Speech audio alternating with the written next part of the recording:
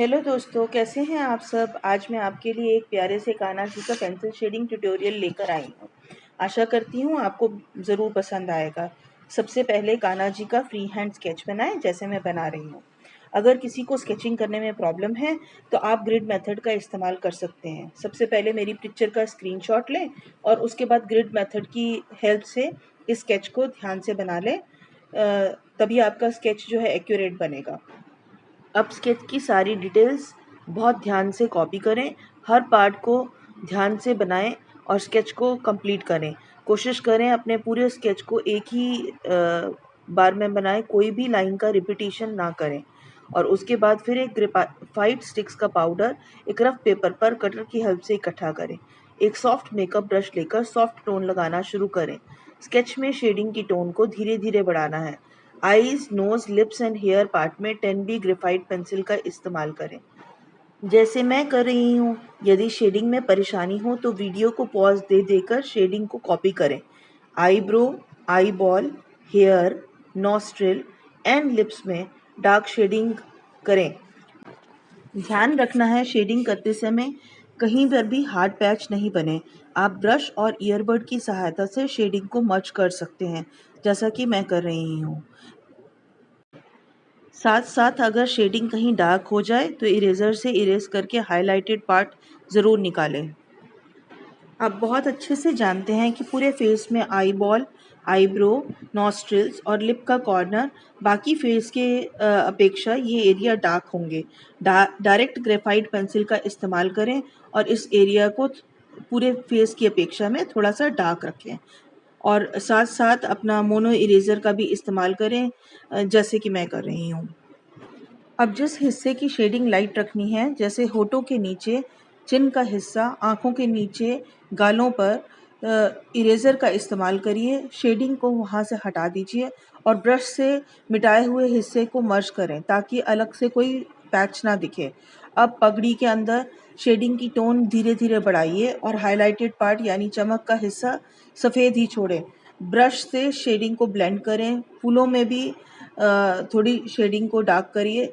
ध्यान रखिए साथ साथ जो एरिया आपकी हथेली से गंदा हो रहा है उसे भी इरेज़र से इरेज़ करते जाइए। बालों को डार्क करिए और डार्क शेडिंग करने के साथ साथ हाइलाइटेड पार्ट के लिए इरेज़र का इस्तेमाल करना ना भूलें जैसे कि मैं कर रही हूँ।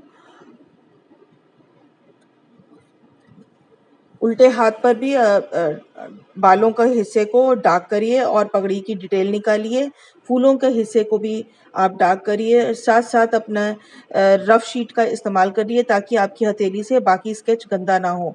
कॉर्नर हमेशा डार्क होते हैं इसलिए कॉर्नर को हमेशा डार्क रखिए और बीच के हिस्से के अंदर हाइलाइटेड पार्ट छोड़ते हुए ब्रश से धीरे धीरे ब्लेंडिंग करते जाइए। पिक्चर को ध्यान से देखिए और साथ साथ कॉपी करने की कोशिश करें।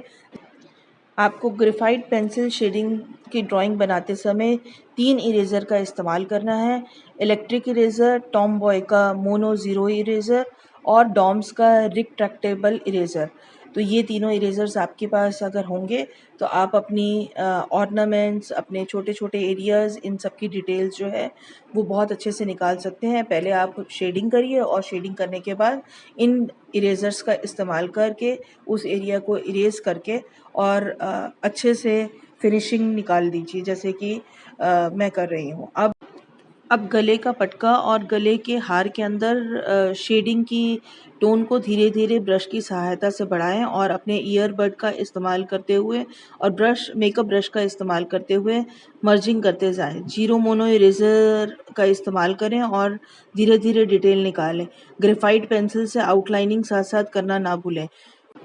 अब कान्हा जी के गले में डले कपड़े के सभी फोल्ड्स को पहले आप ब्रश की सहायता से शेडिंग करें। धीरे धीरे शेडिंग की टोन बनाएं और फिर हाइलाइटेड पार्ट निकालने के लिए मोनो इरेज़र का इस्तेमाल करें। सेम इसी तरीके से मोर पंख के अंदर भी पहले डार्क एरिया फिर रिपीटेटिव ब्रश स्ट्रोक लगाएं और मोनो इरेज़र से सभी बालों की डिटेल्स निकालें जैसा कि पिक्चर में ध्यान रखें।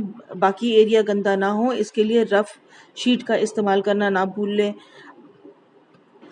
अब मोर पंख के बाद एक बार फिर से कान्हा जी के हार में और कान्हा जी के कपड़ों में ब्रश की सहायता से डार्क टोन लगाएं और डार्क टोन लगाने के बाद डिटेल निकालने के लिए रिट्रैक्टेबल इरेज़र का इस्तेमाल करें।